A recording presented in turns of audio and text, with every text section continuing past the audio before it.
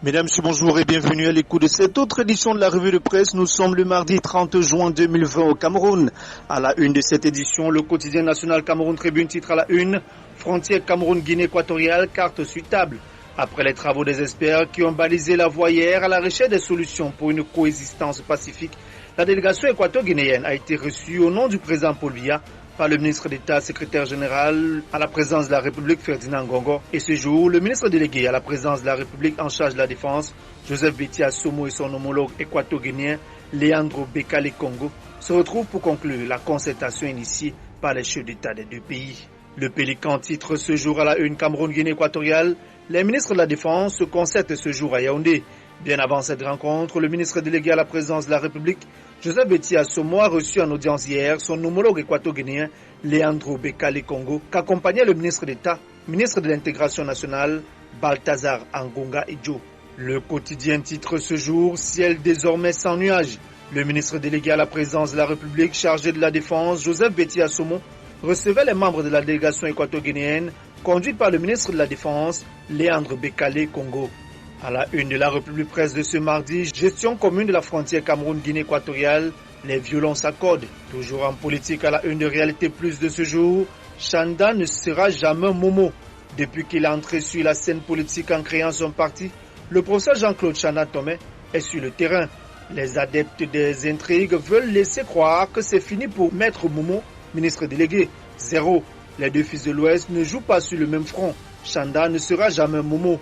Momo s'est beaucoup battu pour défendre Paul Biya et n'entend pas s'arrêter. Il n'a rien contre l'exaction de Chanda Toné. Momo, c'est Momo. Chanda, c'est Chanda. Que chacun joue sa partition dans ce vaste chantier plein d'obstacles. À la une d'émergence, guerre dans le Nozo, le Cameroun au menu de l'Assemblée nationale française. Le Messager titre ce jour à la une, insécurité à Yaoundé, l'opposition dans le viseur du pouvoir.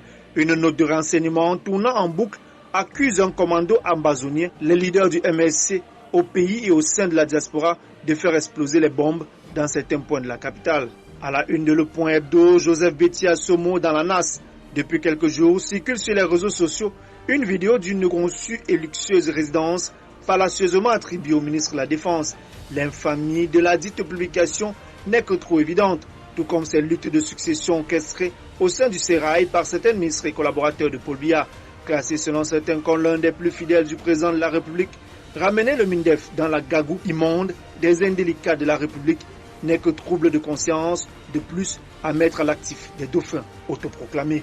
Mutation de ce mardi titre à la une nord-ouest et sud-ouest, le chevalier du labyrinthe. Les fondations de la reconstruction posées à Bamenda et Boya, le coordinateur Paul Tasson va-t-il réussir?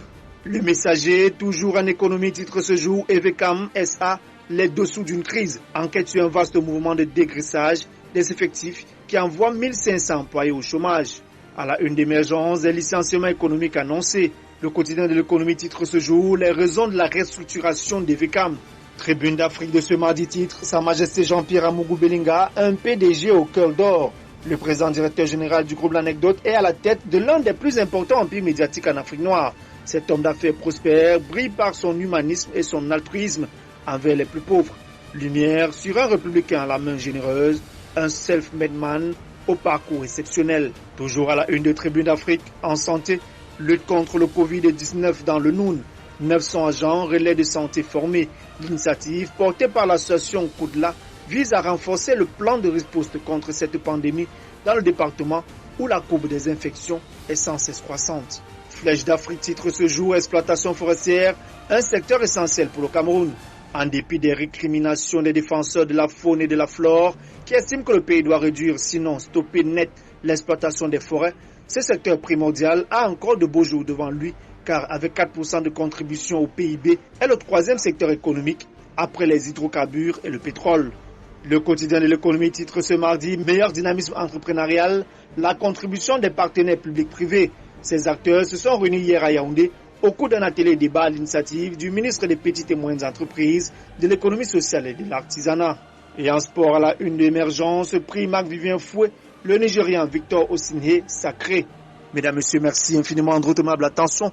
Prenons rendez-vous demain, mercredi, pour la première production du mois de juillet. Merci à tous.